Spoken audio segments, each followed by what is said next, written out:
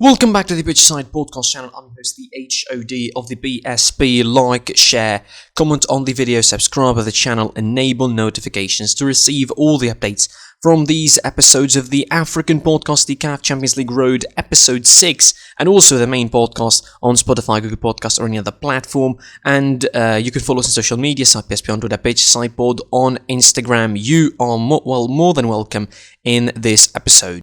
We're at halfway point through this competition now, and we're hitting a really critical stage of this tournament where, pretty much the shapes of the groups and the shapes of the teams that are going to be qualifying to the next round is pretty well known. And let's start from Group A, shall we? It is the group of the draws, apparently, because both games ended in a draw, 0-0 between Al-Ahly and Simba from Tanzania in a game that was, pretty average, was played on ball level for around most of the game, really. Al-Ahly with a better side, but Simba had a terrific defensive performance, quite the incredible resilience to play the usual serves of 4-4-2. Nothing really changing about this game. Really didn't go for the attack too much, but also didn't really stay too deep in the back and forth. But the important thing is that they get a very important point out of this game. Keeps them on top of the group, unbelievably so, I would say, on top of the group with 7 points ahead of the game against Zamalek. The reverse fixture is going to be in Tanzania on the 16th of March. Also, that's not going to help. Al-Ahly seems to be out of any sort of proportions to qualify in this competition. I mean, they are bottom of the group, 7 goals conceded, not exactly performing really well, and I think the loss to Vita Club at home as well hurt them in the last fixture. It doesn't exactly look like they will be. It doesn't look like they will play too much of a factor in this group. It goes down obviously between Vita Club and Al-Ahly. And speaking of those two, it was Al-Ahly dropping points yet again at Vita Club, and this time it was at home. This is pretty disappointing. A game that Al-Ahly did everything in football. They literally had, they had loads of chances, like 13 shots on target for Al-Ahly. The goalkeeper of Vita Club, had a brilliant game. Amusolo Mejo had a brilliant game. They played a 4-3-3, which is, obviously a 4-3-3 that is, in blocks, in lines, really. Maybe turns into a 4-4-2. When defending, you can see, that Vita Club didn't come for Al-Ahly and then Cairo to win the game or to go forward. They came to defend, they came to sit on their laurels and try to keep the point alive. And they did. They scored in the moments where Al-Ahly were least expecting in the 41st minute. Al-Ahly, after long periods of pressure in the first half, they dropped off a little bit in the last 5 minutes of the first half, and they conceded a silly goal, I would say. A lack of clearance, ball watching from the defenders of Al-Ahly. The left back in particular, Mahmoud Wahid, who started the game and was subbed off because he was injured. Now, clearly, Al-Ahly are not going to be taking this result kindly, and they will need the win in the reverse fixture in Congo. It doesn't sound that easy, but, Al-Ahly, the champions, they could really do it, but there is a sort of some stagnation creeping into that side, creeping into Al-Ahly, and you don't need that in the group stages. Again, it happens almost every year for Al-Ahly. They stagnate in the group stages, they start pretty poorly, almost teetering on the edge of being out of the competition, and then they go back to win it or to reach the final or to reach a critical stage of the competition. This season might be the same story, but it depends on what's going to happen in Congo on March 16th. If they're going to be doing it, if they can manage the victory against Vita Club, if they could go out to Congo and, have the best game that they could have, obviously they would make a comeback and they would obviously qualify because they are favourites too. But certainly Vita Club are not going to make this any easier. They probably set themselves with the same way, in Congo, this 4-3-3 that seems more defensive than offensive. They will know how to pick their moments, just like what they did against Al-Ahly in the second round. They will know how to pick their moments, and obviously they're still pretty much in the mathematics for qualifying. 6-7 points really for Simba at the top of the group, 4 for Vita Club and Al-Ahly, and Al-Ahly, of course, with 1 point at the bottom of the group. Interesting round ahead, of course, as Simba host Al-Ahly in Tanzania, and probably is going to be against the full house. Just like the game against Al-Ahly, while Vita Club hosting Al-Ahly in Congo. Interesting one for the defending champions. From Group A to Group B now, and the Group B is pretty interesting, really. Belouizdad managed their first positive really result in this group in terms of drawing. I mean, the draw against Mazembe, yes, it is a point, but not exactly a great result. A game where the home side were really the better side, and they had also loads of opportunities against Al-Ahly side, who coming off the back of a loss against Mamelodi Sundowns, and a draw against Mazembe at home, and all the sides were pointing out that they're going to be really the basket of the group pretty much, but they held their own pretty well, and they had a strong start to the game. They took Belouizdad off guard in the first 10 minutes of the game, scoring 3 minutes in by Mohamed Abdulrahman. The goal stood until the 43rd minute, when Marcelin Kukpo with a brilliant back heel scored the equaliser, and the second half was all Belouizdad all night long. It was really swarmed from the Belouizdad half. 72% possession in the second half, 6 shots, 2 shots on target. They tried almost everything.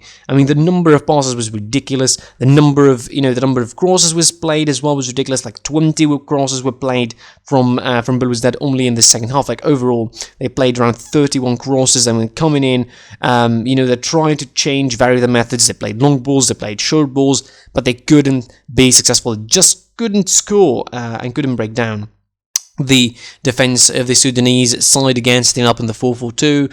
Ali Abdullah Abu making a couple of saves as well in the second half, denying Belouizdad any chance of scoring. And, as much of a good point as this sound, again, 2 points is not bad considering the other result in that group, which we're going to get to shortly. But it might be about time for Belouizdad, I think, to up the game a little bit. They need to start winning at home. And yes, I mean, they played the game at home. That was against, of course, Sundowns, where they lost 5-1, and that's going to count as a home loss, unfortunately. But I think this is a game where probably they should have gotten the full 3 points. I mean, 4 points at this moment and at this stage. It's pretty open. It's pretty open behind Mamelodi Sundowns in that group. Al-Ahly Omdurman with 2 points, Belouizdad with the same amount, and also Mazembe. And speaking of Mazembe, it was TP Mazembe hosting Mamelodi Sundowns in Congo, and the home side lost. It's their first game they lose since 2009, and that of course a long time ago, 11 years. It has been since Mazembe lost their last game in African competition on home soil. It's 80 games for Mazembe undefeated. They go on their stadium, but seeing the way they performed in the last couple of games in the Champions League this season, you kind of expected that to happen somewhere down the line. That the fact that they will be, sort of defeated eventually, and they did. And Mamelodi Sundowns, I think, were the rightful opponents, deservedly, I think, winners. They were a better side in the second half. In particular, Mazembe had a strong first half. They sort of managed a lot of chances, but they couldn't quite find the net. Sundowns were pretty well drilled defensively in the first half, and then in the second half, despite going 1-0 up thanks to Chalulile in the 67th minute, they go 1 man down after Ricardo Nascimento got sent off in the 73rd minute, playing 10 man, 17 minutes against Mazembe. Tristan Puto coming in from the bench and scoring, and everybody thought, well, this is going to be Mazembe, at least a point, or maybe even they get a victory, but no. Lil Lake, brilliant free kick in the 90th minute, scores the second goal for Mamelodi Sundowns. Again, deserved winners, deserved top of the group as well, with 9 points to their name. Clearly, they're going to be, flying with that top spot in the group, and it's all going to be about the second place, either Al-Ahly Omdurman, Belouizdad, hopefully one of those, or TP Mazembe from Congo. The next round is going to be witnessing, of course, the reverse. Al-Ahly Omdurman is going to host Belouizdad in Sudan, and Mamelodi Sundowns will host TP Mazembe in South Africa. From Group B to Group C, and not much of a difference really in that group as well. There is one side that just flying high in the top of that group, Wydad Casablanca with 9 points, their third victory in a row. Not just that, their third clean sheet in a row, 2-0 against Horoya. Brilliant goals from Ayub Al-Kabi. The scissors kick was incredible. You should go out everywhere and watch it in the first 90 minutes of the game. And then late on in the second half, the 90th minute, Simon Moussouva adds the second goal for Al-Wydad. A victory, I think, pretty important really for them.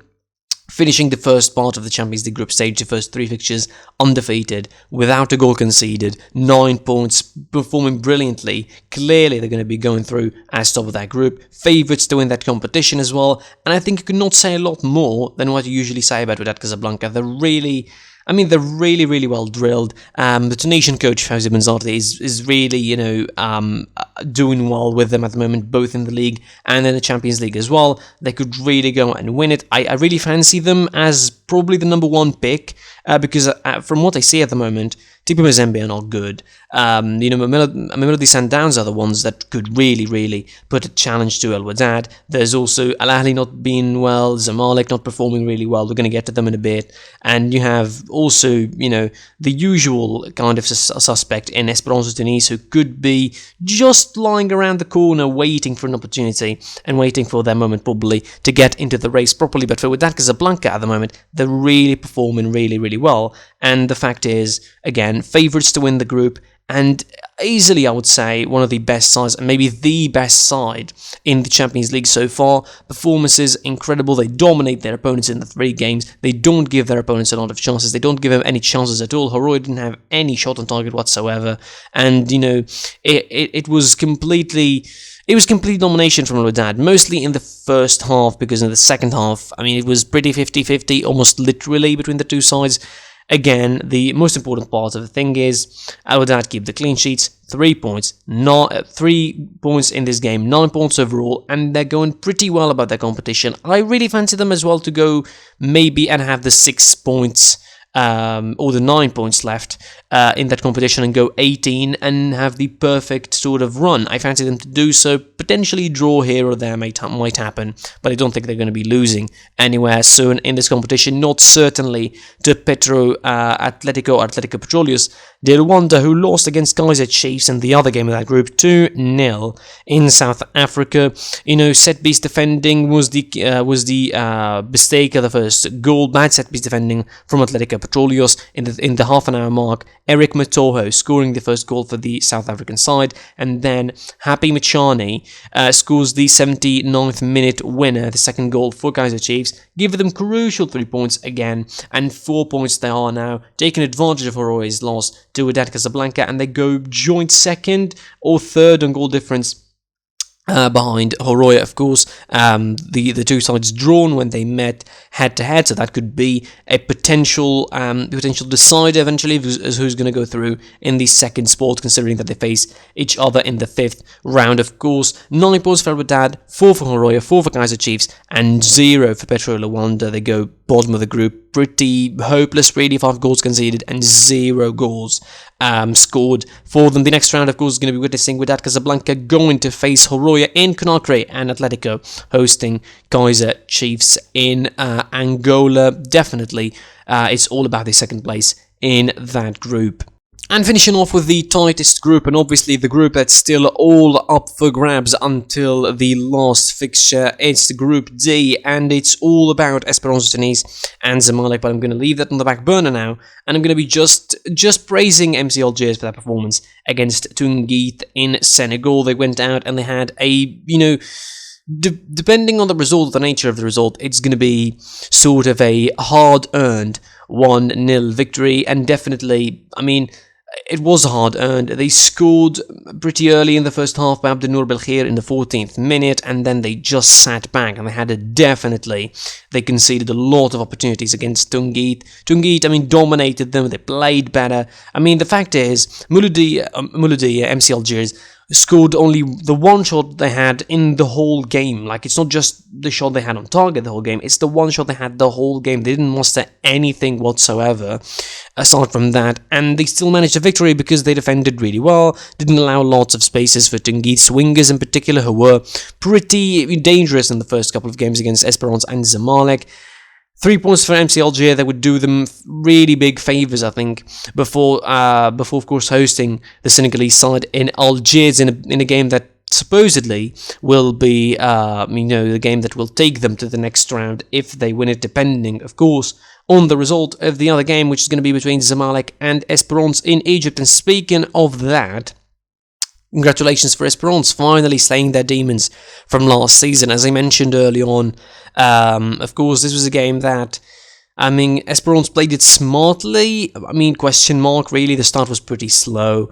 Zamalek with a better side controlled the midfield for the first 10 to 15 minutes, but they couldn't quite get there. And Esperance started really, really slow. It looked like the midfield were out of it in the first 20 minutes or so, but then they started to show a little bit of control, a little bit more poise, a little bit more dynamic going forward, and the first proper chance that they have, they managed to score the opening goal thanks to William Tugui, the assist from Hamdi Nagaz. The first time he goes on the right hand side and he makes a good run and he makes the right pass. It was bad defending really from Zamalek, bad marking. They were really, really too close to the goalkeeper and leaving loads of spaces for the runners from in behind. And William Tugui was in the right place at the right time and scored the opener in the 26th minute. And just as about we were expecting Esperance to have a little bit of momentum going forward, a little bit of domination, they concede the equaliser from Ahmed Fattouh, and from the right-hand side, a very errant throw, too much ball watching for Janis as he sets up Ahmed Fattouh, who scores the equaliser in the 39th minute. But before half-time, before the whistle goes, Mohamed Belouizdad scored the second goal from the penalty spot, clear penalty obviously, for Esperance, as Zamalek were pretty... the couple of occasions where Esperance got there, they created danger. The first one was a goal and the second one was a penalty, and that's your first half. It was a brilliant, smart performance, I would say, from Esperance. They managed to keep Zamalek at bay for most of the first half. In the second half, early on, Esperance had the third goal thanks to Mohamed Belouizdad again. The second time they get through the wings and get through the fullbacks, and they score the third goal. From that, I think the game was completely in control, and Esperance were completely dominating and completely taking charge of the game once that third goal was scored. And obviously with the red card for Zamalek 4 minutes later, with Ahmed Fattouh being sent off, it was, Esperance didn't want to go too far, didn't want to sort of step on the gas a lot. They wanted to conserve themselves because obviously there's league games coming into thick and fast as well, but for the game of the Champions League against Zamalek in the reverse fixture, so they wanted to keep it safe and slow, didn't want to risk a lot of injuries. The coach made a lot of changes to manage the game, and he managed it really well, and Esperance saw the game out, and if they wanted to score fourth and fifth goal, obviously they would have, considering the numerical advantage that they had, but clearly they didn't want to exhaust themselves looking for too much goals and maybe have more injuries on the way to doing so. An important victory, again, slaying their demons from last season, and probably Esperance realised that they should have started on the back foot, because if they start on the front foot, Zamalek are going to be just so tight, and they will defend really, really well and probably bounce on the counter because they had strong wingers. But mostly the danger was neutralised, and again, Esperance were in control in the second half before the next game in Egypt was going to be more important, I think, for Zamalek than Esperance, because I think Esperance maybe have a better chance to qualify. Now at the moment they're leading, certainly looking for a draw would be decent, but they have the opportunity to be victorious again. All games being with no crowds, except for Tanzania. It's definitely not going to be a big advantage for Zamalek playing at their home turf against a side like Esperance, who, should be playing better away from home as well. They did that against MC Alger, and they should do that against Zamalek as well. And of course, missing someone like Ahmed Fattouh, and they're going to be having to make changes in the lineup because of the rotation as well, because of the games in the league, and maybe we could see Esperance winning again. 7 points for them at the top of the table. MC Algiers at 5 points behind them. Zamalek 2 points, and Tungiz with 1 point. That's it for me for this episode, for this CAF Champions League Road episode 6. Thanks for watching / listening.